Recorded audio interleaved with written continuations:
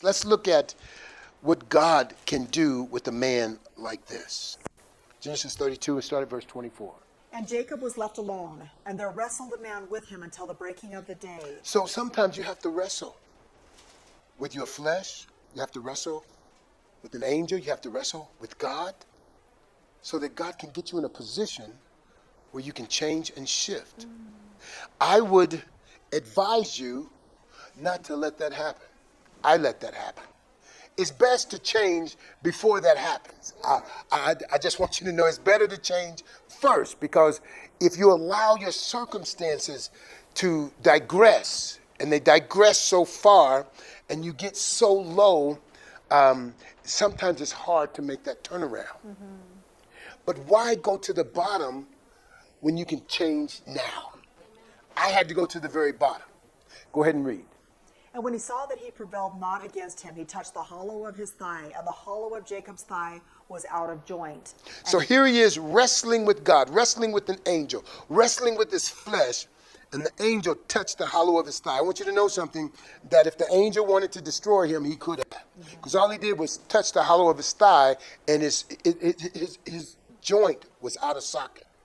This represented the change that actually took place. I'll show you that in a second. Go ahead. And he said, let me go, for the day breaks. And he said, I will not let thee go, except thou bless me. Listen to me. This is the one who was rebellious. This is the one who was the betrayer. But his rebellion now turns into tenacity.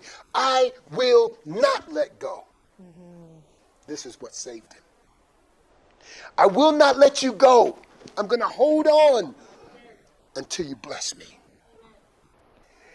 What if you were rebellious and God changed your heart and changed your mind, and you said to God, I'm not going to let go, God, until you bless me. I'm going to stay right here. I'm going to continue on my knees until you bless me. God says, I can use that rebellion. Why waste it? So it's not so bad that you're rebellious. It's how can we shift it and how can we change it? Go ahead, Tanya. And he said unto him, what is your name? And Jacob said, Jacob. So number one, this is what he had to do. I want you to see that this is powerful. First, he had to admit who he was. And when he says, what's your name? He said, I'm Jacob. I'm underfoot. I'm a supplanter. I'm instead of the devil. Okay, now that you admit that, I'm going to change your name. Your name shall no longer be Jacob. Your name shall no longer be Jacob, but now Israel, a prince with God. Go ahead and read it. And he said, thy name shall be called no more Jacob, but Israel. No more supplanter. No more instead of the devil. You're going to be Israel now. A prince with God. 12 tribes are going to come out of you. A nation that serves God is going to come out of you. He didn't know that his life was that big. He didn't know that a whole nation was going to come out of him, that he was that valuable.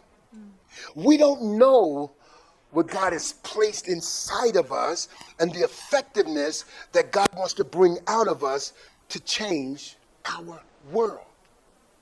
So what we're living in and what we're doing now, we don't realize what God realizes. We don't see what he sees concerning our lives. All we know is what we're dealing with right now. Jacob wanted a little money, a few cattle. He wanted a wife. He not realizing that his life was supposed to change the whole world. The whole world. So as you're looking at yourself, you've got to take the blinders off and say, what are the possibilities? What are the possibilities that God could do something special with my life? You say, well, I'm doing a little bit here. I'm doing it. No. God sees bigger than we do.